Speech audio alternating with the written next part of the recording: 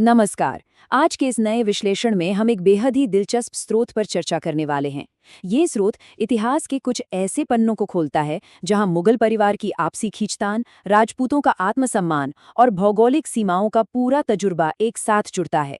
ये एक ऐसा सफर है जो किसी व्यक्ति की पहचान से शुरू होकर सीधा अंतर्राष्ट्रीय सीमाओं तक जाता है।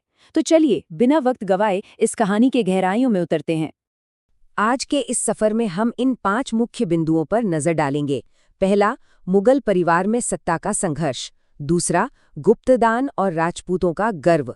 तीसरा, अट्टक नदी और धर्म का कनेक्शन।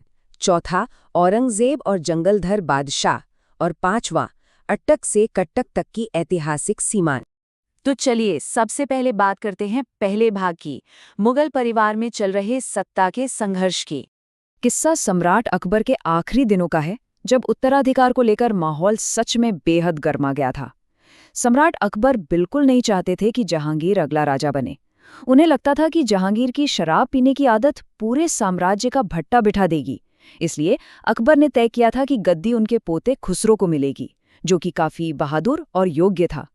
पर स्रोत के मुताबिक यहाँ एक बहुत बड़ा ट्विस्ट आता है। जब अकबर बीमार पड़े तो जहांगीर ने गद्दी हासिल करने के लिए एक अनोखा और चौंकाने वाला तरीका अपनाया। व्याख्यान में बताया गया है कि जहांगीर एक महिला का बुर्का पहनकर बीमार अकबर के कमरे में पहुंच गए। वहां उन्होंने अकबर के पैरों में गिरकर खुद को राजा बनाने की आखिरी दरख्वास्त की।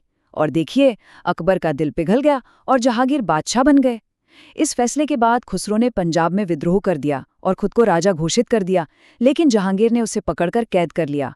इस कहानी का अंत काफी दर्दनाक है। स्रोत के अनुसार एक और भाई खुर्रम, जिन्हें आज हम शाहजहां के नाम से जानते हैं, उन्होंने दक्षिण भारत ले जाकर खुसरो को मरवा दिया। सत्ता की भूख कैसे अपनों को ही दुश्मन बना देती है, ये उस दौर का एक बड़ा ही सटीक उदाहरण है। अब आते हैं दूसरे पहलू पर, जहां बात किसी साम्राज्य की नहीं बल्कि व्यक्तिगत गर्व, आत्मसम्मान और गुप्तदान की होती है। यहाँ स्रोत से राजपूत समाज की 2 अलग-अलग विचारधाराएं सामने आती हैं। सोचिए, एक तरफ बीकानेर के राजा राय सिंह हैं। वो बहुत बड़े दानवीर थे, पर उनका दान देने का तरीका काफी सार्वजनिक होता था। एक बार जब उन्होंने 1 लाख रुपए का दान दिया तो उनकी बेटी ने, जो अमेर के राजा मान सिंह की रानी थी, खुशी में महल के अंदर 3 दिन तक जश्न मनाया और बाकी रानियों को खूब ताने मारे। जब ये सारी बात राजा मान सिंह तक पहुंची तो उन्हें अपना अपमान महसूस हुआ। फिर उन्होंने क्या किया? स्रोत बताता है कि मान सिंह जी ने हिंदू धर्म के गुप्त दान के नियम का पालन किया। अगले ही दिन सुबह उठते ही बिना अपना मुंह धोए उन्होंने सीधे 5 लाख रुपए निकाले और 500 गरीबों में बांट दिए। और सबसे बड़ी बात, इसकी भनक उन्होंने महल में किसी को नहीं लगने दी। ये अंश बिल्कुल स्पष्ट रूप से दिखाता है कि उस वक्त समाज में सच्चे आत्मसम्मान और दिखावे के बीच कितना गहरा फर्क माना जाता था। वैसे इस व्याख्यान में राजा रायसिंह के व्यक्तित्व का एक और बहुत दिलचस्प रूप सामने आता है। उन्हें एक आशु कवि बताया गया है। अब ये आशु कवि क्या होता है? इसका मतलब है एक ऐसा कवि जो अपने आसपास के माहौल या स्थिति को देखकर उसी वक्त तुरंत कविता की रचना कर दे। और स्रोत में उनके आशु कवि होने का एक बड़ा ही मार्मिक किस्सा मिलता है। एक बार जब राय सिंह दक्षिण भारत के युद्ध अभियान पर थे तो उन्हें अचानक वहां अपने बीकानेर इलाके में पाया जाने वाला एक पौधा दिख गया, जिसे फोक कहते हैं। अब बीकानेर से इतनी दूर उस पौधे को अकेले देखकर उन्हें अपने घर की बहुत याद आई और उन्होंने तुरंत एक दोहा पढ़ा, तू सदेसी रुखड़ो मैं परदेसी, माने तो अकबर भेजिया तू क्यों आयो फोग। जिसका सीधा सा मतलब था, तुम तो वहां के स्थानीय पेड़ हो, मैं यहाँ परदेसी हूँ, मुझे तो अकबर ने इस अभियान पर भेज दिया है, पर तुम यहाँ क्यों आए हो भोग। ये छोटी सी कविता कितनी खूबसूरती से दिखाती है कि इंसान चाहे भौगोलिक रूप से कहीं भी चला जाए, उसकी सांस्कृतिक पहचान हमेशा उसके साथ चलती है। चलिए अब तीसरे हिस्से की तरफ बढ़ते हैं। अटक नदी, जो सिर्फ एक भौगोलिक सीमा नहीं बल्कि धर्म का प्रतीक थी। अब एक बड़ा सवाल उठता है कि आखिर अटक नदी या समुद्र पार करना बुरा क्यों माना जाता था? लोगों को क्यों लगता था कि इस नदी को पार करने से उनका धर्म नष्ट हो जाएगा? इसके पीछे कई ठोस कारण थे। लोगों का मानना था कि उस तरफ जाने पर उन्हें मजबूरन विदेशी भोजन जैसे गाय का मांस खाना पड़ेगा, वहां मूर्ति पूजा करना शायद संभव नहीं होगा, उन्हें विदेशी रीति रिवाज अपनाने पड़ेंगे और सबसे बड़ी बात, मलेच्छों यानी विदेशियों के बीच रहना पड़ेगा जो उनकी संस्कृति से बिल्कुल अलग थे। धीरे धीरे ये विश्वास इतना मजबूत हो गया कि बस उस नदी के पार कदम रखना ही अपने धर्म से भ्रष्ट हो जाना मान लिया गया। इस पुराने ऐतिहासिक डर को स्रोत में एक बहुत ही मजेदार आधुनिक किस्से के साथ जोड़ा गया है। वक्ता ने अपना खुद का अनुभव साझा किया कि जब उन्हें रशिया जाना था तो उन्हें भी वही विदेशी भोजन का डर सताने लगा। इसलिए उन्होंने पैक करते वक्त अपने साथ हल्दीराम की रोटियां, शक्करपारा और भुजिया वगैरह भर ली। जब वो वहां पहुंचते हैं और भोजन की दिक्कत आती है तो उन्हें ताजमहल नाम का एक रेस्टोरेंट मिलता है। और मजेदार बात यह थी कि उस रेस्टोरेंट को एक पाकिस्तानी रसोइया चला रहा था जिसका नाम दानिश था। वक्ता बताते हैं कि जब उस पाकिस्तानी रसोइये ने उनसे उनकी भाषा में आत्मीयता से बात की तो विदेश में किसी दुश्मन देश का नागरिक भी बिल्कुल अपना सा लगने लगा। ये छोटा सा किस्सा दर्शाता है कि खाने और रहन सहन की जो सीमाएं सदियों पहले लोगों के दिलों में थीं, उनकी हल्की सी झलक आज भी कहीं न कहीं हमारे मन में मौजूद है। अब चौथे भाग पर आते हैं, जहां इन्हीं धार्मिक सीमाओं को लेकर औरंगजेब और जंगलधर बादशाह का आमना सामना होता है। स्रोत के मुताबिक जब धर्म की ये परंपराएं आम लोगों के दिलों में बसी थीं, तब मुगल सम्राट औरंगजेब ने इस टैबू का अपने फायदे के लिए इस्तेमाल करने का एक पूरा मास्टर प्लान बनाया। ये प्लान 3 चरणों में था। पहला कदम, सभी राजपूत राजाओं को किसी युद्ध के बहाने अट्टक नदी के किनारे तक इकट्ठा करना। दूसरा कदम, उन्हें चालाकी से बस किसी तरह नदी के उस पार करवा देना। औरंगजेब जानता था कि जैसे ही वे नदी पार करेंगे, उनका धार्मिक विश्वास टूट जाएगा और वे पूरी तरह आत्मग्लानि यानी गिल्ट से भर जाएंगे।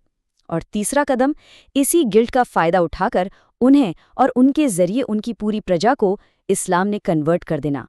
औरंगजेब को लगा कि जब ये राजा खुद ही मान लेंगे कि इनका धर्म भ्रष्ट हो चुका है, तो उनका काम बेहद आसान हो जाएगा।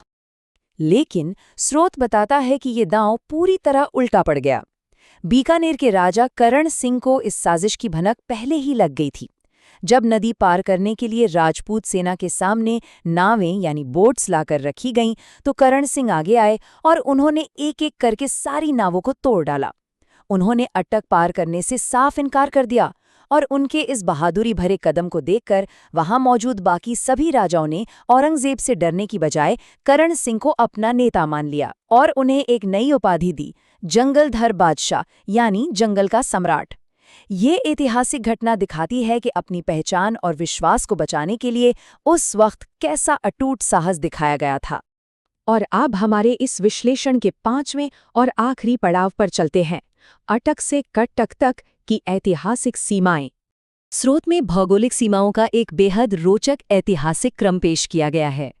इस सफर की शुरुआत 1155 एडी में होती है, जब विग्रहराज चतुर्थ ने विदेशी दुश्मनों को खदेड़कर ठीक अट्टक नदी के उस पार भेज दिया था, ये सोचकर कि दुश्मन दोबारा इस नदी को पार नहीं करेंगे। फिर 1569 एडी आता है, जब बूंदी के सुरजन ने अकबर के साथ संधि की तो उन्होंने खासकर ये शर्त रखवाई कि वो मुगल सेना के लिए दुनिया में कहीं भी लड़ेंगे, पर अट्टक नदी को पार नहीं करेंगे। फिर 1660 एडी में हमने अभी देखा ही कि कैसे करण सिंह ने वहां नावों को तोड़ दिया।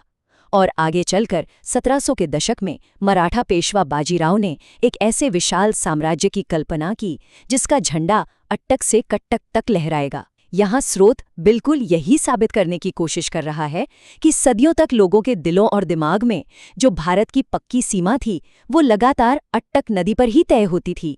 इस मुद्दे को आज के समय से जोड़ने के लिए स्रोत में एक बिल्कुल आधुनिक और काफी चौंकाने वाले संदर्भ का जिक्र है। वक्ता पाकिस्तानी क्रिकेटर शोएब अख्तर के एक इंटरव्यू का किस्सा बताते हैं। इस इंटरव्यू में शोएब अख्तर एक ऐसी भविष्यवाणी की किताब पढ़ने का दावा करते हैं जिसमें लिखा था कि आने वाले समय में जब सीमाओं को लेकर सेनाओं के बीच दोबारा महासंघर्ष होगा तो अटक की नदी 2 बार खून से बहेगी। यह किस्सा स्रोत में इसलिए शामिल किया गया है ताकि दिखाया जा सके कि इस भौगोलिक सीमा का याददाश्त, इतिहास और यहाँ तक कि भविष्य से कितना गहरा नाता है। और ध्यान देने वाली बात यह है कि यह विषय सीमा के दोनों पर आज भी जिंदा है। इस विश्लेषण के अंत में स्रोत एक बड़ा ही चिंतनशील सवाल खड़ा करता है। व्याख्यान का कहना है कि पिछले कुछ दशकों में लोगों ने वाघा बॉर्डर को ही असल सीमा मान लिया है, लेकिन स्रोत ये तर्क देता है कि ऐतिहासिक दृष्टिकोण से जब तक आने वाली पीढ़ियों को ये याद नहीं रहेगा कि असल सीमा हमेशा से अट्टक तक थी, तब तक उनका अपने इतिहास से जुड़ाव अधूरा ही रहेगा। तो ये हम सभी को सोचने पर मजबूर करता है कि कैसे पुरानी जानकारियां और किस्से हमारी वर्तमान पहचान और देश के भौगोलिक दर्शन को आकार देते हैं। उम्मीद है इस स्रोत सामग्री के विश्लेषण से इन पुरानी ऐतिहासिक घटनाओं को एक नए और तर्कसंगत नजरिए से समझने में आप सभी को मदद मिली होगी। इस दिलचस्प सफ़र में हमारे साथ जुड़े रहने के लिए बहुत बहुत धन्यवाद।